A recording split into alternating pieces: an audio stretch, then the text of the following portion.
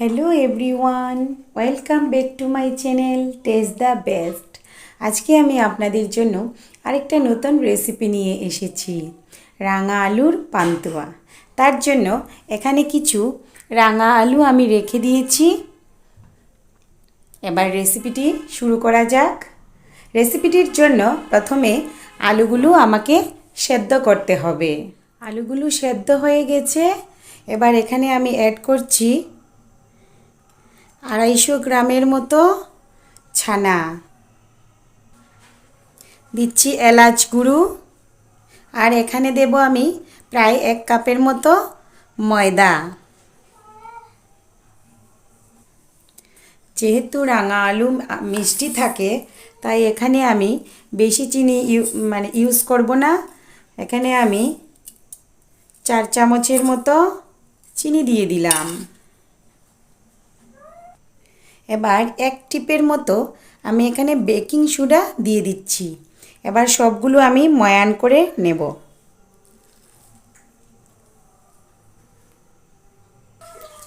এভাবে একটা মসৃণ ডো আমি বানিয়ে নিয়েছি।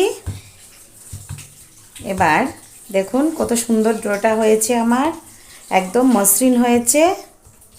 এবার আমি এখান থেকে ছোট ছোট করে লেচি কেটে পান্তুয়ারে আকারে করে নিচ্ছি।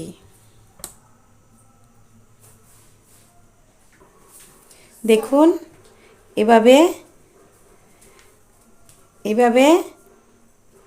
একটু একটু করে ল্যাংচার আকারে গড়ে নেবেন।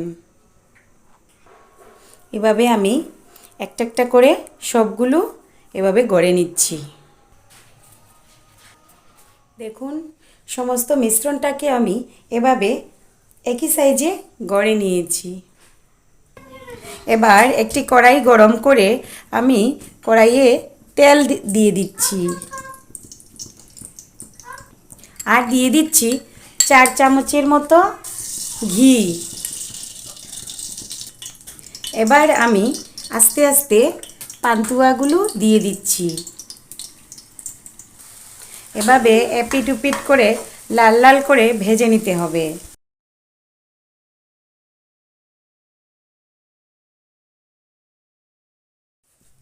আমার পান্তুয়াগুলো ভাজা হয়ে গেছে।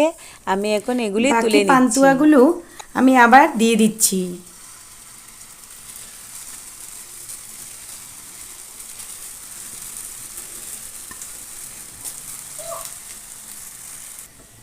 আমার পান্তুয়াগুলো লাল লাল হয়ে গেছে। এবার এগুলো আমি তুলে নিচ্ছি।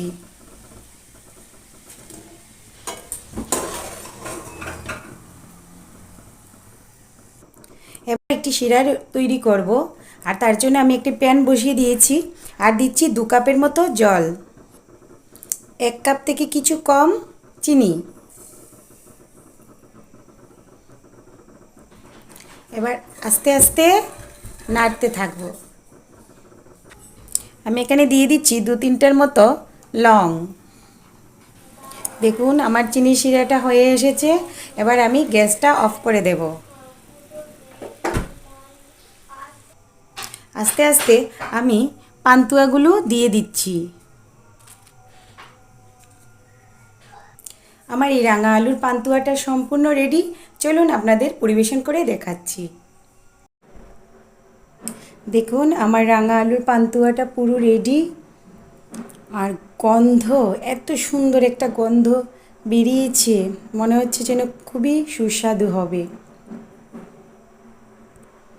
আপনারা অবশ্যই ঘরে একবার হলেও এই রেসিপিটি ট্রাই করবেন। এই রেসিপিটি আপনারা গরম গরম অবস্থায়ও পরিবেশন করতে পারেন, ঠান্ডা হলে খেতে আরও ভালো লাগে। আর আমার এই রেসিপিটি যদি ভালো লেগে থাকে তাহলে একটা সাবস্ক্রাইব করে দেবেন আর একটা লাইক দিয়ে দেবেন।